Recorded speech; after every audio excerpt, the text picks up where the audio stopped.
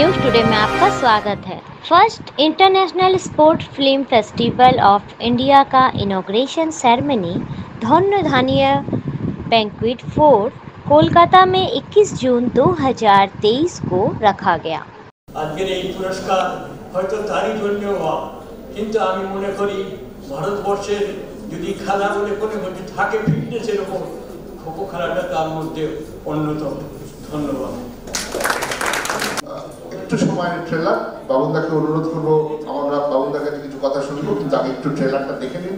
আপনার অনেক সময়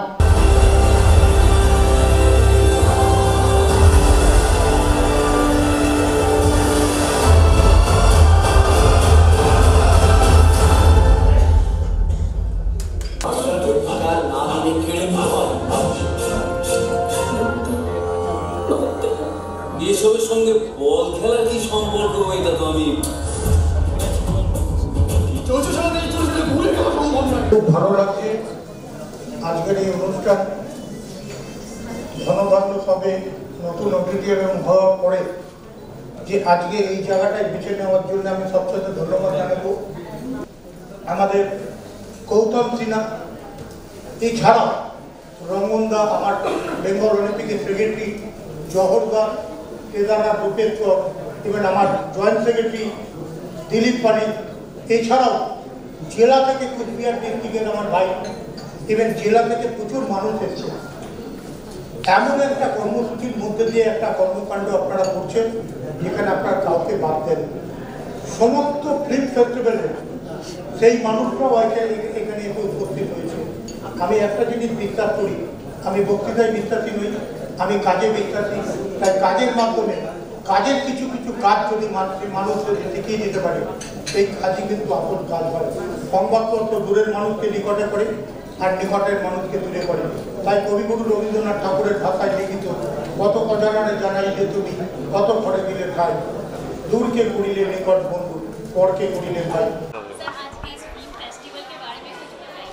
बहुत अच्छा फेस्टिवल मेरा वेस्ट बंगाल में ऐसा फेस्टिवल और आदमी करने से ये फेस्टिवल और आगे जाएगा। मेरा बंगाल में सब कुछ होता है। बंगाल में स्पोर्ट्स का बारे में हम लोग सोचता है, फिल्म का बारे में सोचता है, सब कुछ बारे में सोचता है। बंगाल में जो जो करता है सब नया कुछ किस्म में बंगाल दिखाता है, और बंगाल को देख के सब स्टेट ऐसे ही काम करते हैं। तो बंगाल हमारा नंबर 1, इसलिए बंगाल जितना अच्छा काम करेगा बंगाल का साथ में हम लोग एक साथ में जोड़ के रहेगा। Thank you. এটা একটা অভিনব ব্যবস্থা আজকে ইন্টারন্যাশনাল ফিল্ম ফেস্টিভ্যাল অর্গানাইজেশনের তরফ থেকে করা হয়েছে, যেটা ভারতবর্ষে প্রথম। আমি সুদূর কুচবিহার থেকে এসেছি, আমার নাম সুব্রত দত্ত। আমাকেও এখানে লাইফ টাইম অ্যাচিভমেন্ট অ্যাওয়ার্ড দেওয়া হয়েছে। তো এই যে চিন্তাভাবনা যে ইন্টারন্যাশনাল স্পোর্টস ফিল্ম ফেস্টিভ্যাল বলে একটা ফেস্টিভ্যাল করা যেতে পারে স্পোর্টসের উপরে, সেটা আমাদের এই প্ল্যাটফর্মে না আসলে বোঝা যেত না।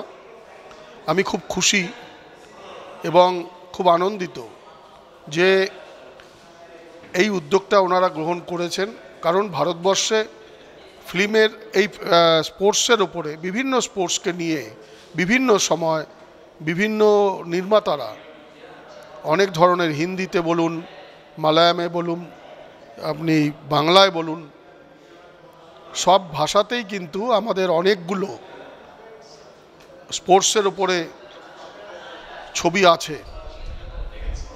তো এটাকে সমৃদ্ধ করে একসঙ্গে যদি আমরা পুরনো দিন থেকে শুরু করি, তাহলে পরে আমাদের আগামী প্রজন্ম খেলার উপরে একটা কনসেপ্ট তৈরি করতে পারবে যে কত কষ্ট করে আগেকার খেলোয়াড়রা খেলতেন এবং তাদেরকে যে ফেসিলিটিসগুলো তখন অ্যাভেলেবল ছিল তার মধ্যে থেকে তারা তৈরি হয়েছিলেন।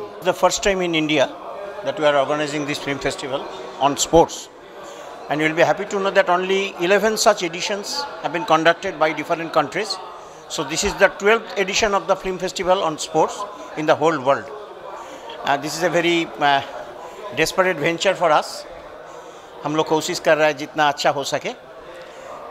You will be able to judge कैसा हुआ। फर्स्ट टाइम कुछ गलती है, कुछ है सब कुछ, लेकिन हम लोग का एफर्ट में कोई गलती नहीं है. We have tried our level best.